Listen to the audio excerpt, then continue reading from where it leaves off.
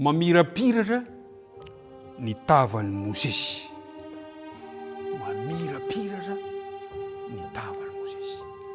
Manasanao mpitiavana indray amin'ny alakamisy maraina 20 septambra ty mba hanjoy an'izany hatramin'ny farany.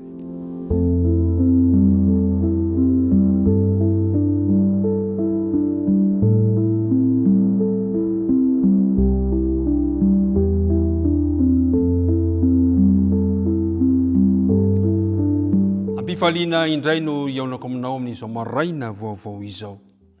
Tafahoana indray isika. Naiza misy anao. Na dia atao hoe androany azy ianao vao tafaraka indray amin'ity fandarana ity, dia faly izay mandray anao ary tena fifaliana ao anay ny miaraka aminao ka dia arabaina isika rehetrarehetra tsy hakanavaka manaraka izao fandaharana izao ka tononona amintsika hatrany ny fiadanan'ny Tompo. Andeha ary iaraka ivavaka isika mialoha ny dinika ifanaovantsika. Raina io izay eny an-danitra, indre zany hafalianay tafaraka amin'ny alalan'ity fandaharana ity.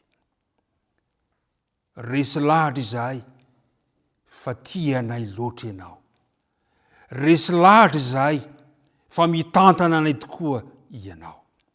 Kanefa dia mahatsapa hatrany kosa izahay fa tsy mendrika koa mangataka fanadiovana, mangataka famelan-keloka izahay. Mamela Tompo ny iloka ianao. Kehitriny ary raha andinika ny teninao izahay dia ampitoero aty anatinay ny faneona masina anome lesona vaovao anay ka izany lesona omenao anay izany dia hanaovana fanandramana eo amin'ny fiainanay. Minaraka Kristy nangatana ny vavaka. Amen. Namirapiratra ny tavan'ny Mosesy. Ny andinina atao tadina dia Exodosy 4:7 ka ny andininy 9 sy ny andininy 7 izay manao hoe ary Jehovah nandalo teo anatrehany ka niantso hoe Jehovah Andriamanitra mamila fosy miantra, maro-po sady be famindram-po sy fahamarinana, mitahiry famindram-po an'ny olona rivo madimby, mamela heloka sy fahadisoana ary fahotana, kanefa tsy mety manamarina ny meloka fa mamaly ny heloko ny ray amin'ny zanaka sy ny zafy hatramin'ny zafiafy sy ny zafin-dohalika. Zany ilay andininy natao ho tadidiana. Mosesy namirapiratra ny tavan'ny Mosesy.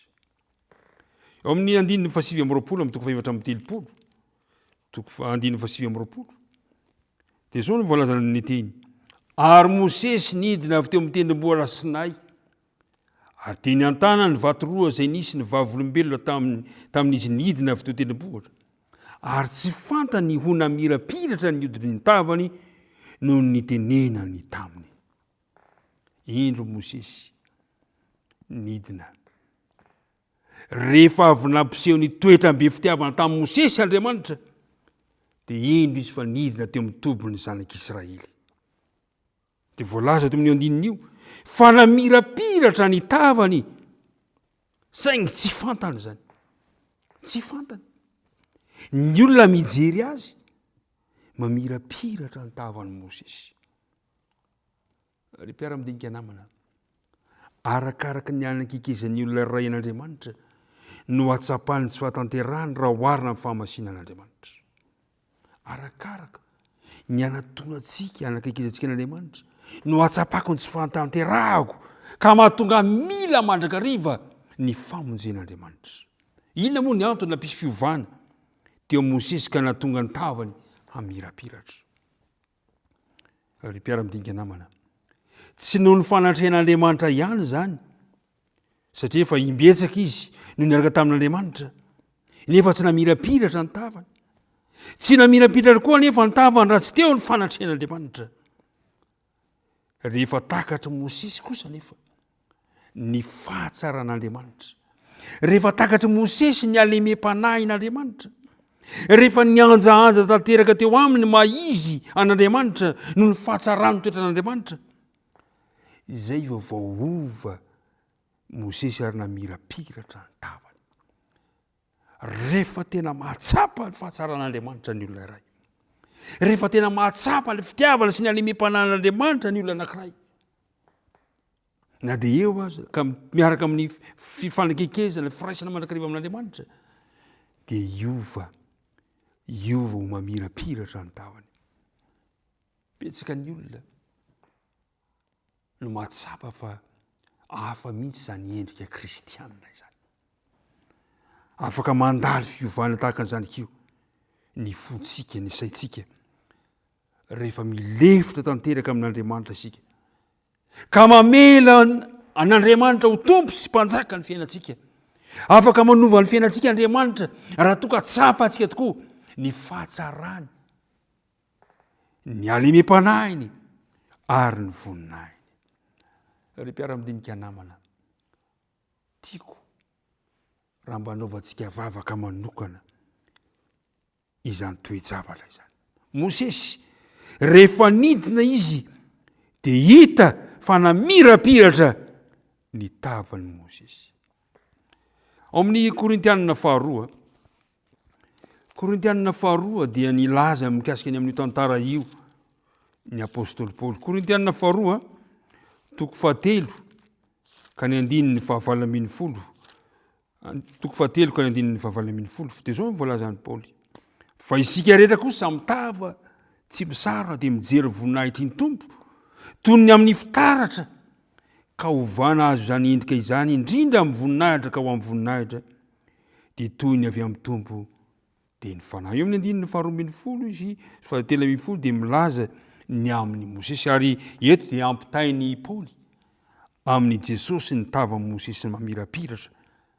Nampitainy fa ny voninahitra Jesosy izany hoe izay ny voninahitra Jesosy moa dia maneho ny tenany sy ny lalàny, maneho ny toetrany, maneho ny fahasoavany dia mihoatra lavitra noho ny voninahitra ny lalàna menan'i Mosesy. Dany hoe ny fibanjina koa ny fibanjinana ao an'i Kristy. Ny fandraisantsika ny hery fanen'Andriamanitra eo amin'ny fiainantsika no ahatonga ny Kristy sy ny lalàny ho voasokotra eo amin'ny toetra antsika tsirairay avy.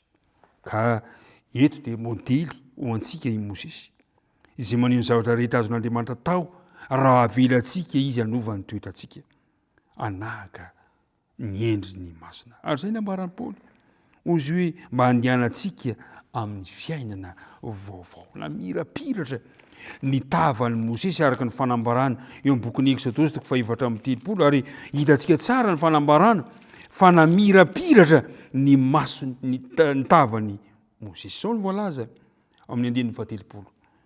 Ary no nitany Arona sy ny zanak'Israely rehetra Mosesy ka indro namirapiratra ny ny tavany dia natahotra izy. Ary Mosesy dia niantso azy dia niverina i Arona sy ny lohan'ny mpiangonana rehetra ho eo aminazy eo aminy.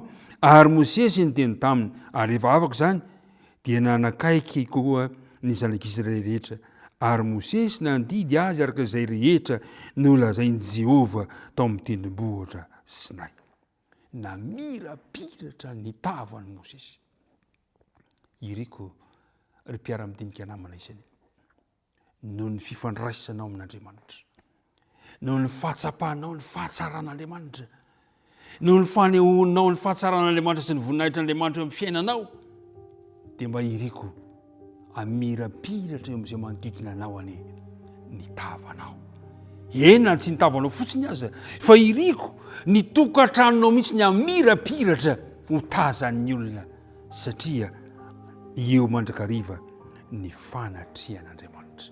Dia ilay fanatrian'Andriamanitra izay maneho ny fahatsarany sy ny voninahiny eo aminao sy ny ankohonanao. Tompony hombantsika tsiraray avy ka izay mahitantsika androany dia mahita fa mamirapiratra ny tavanao. Andeha hivavaka antsika ankehitriny. Ray malalo misotranao izahay ny amin'izany teny mahafinaritra nomenao anay izany ka mba hirinay io mba ho tahaka ny Mosesy izahay tsiraray avy, mba hirinay ho tahaka ny Mosesy ny tokantrano misy anay, ny orinasa misy anay, ny sekoly misy anay, ny fiangonanay, ny firenena misy anay.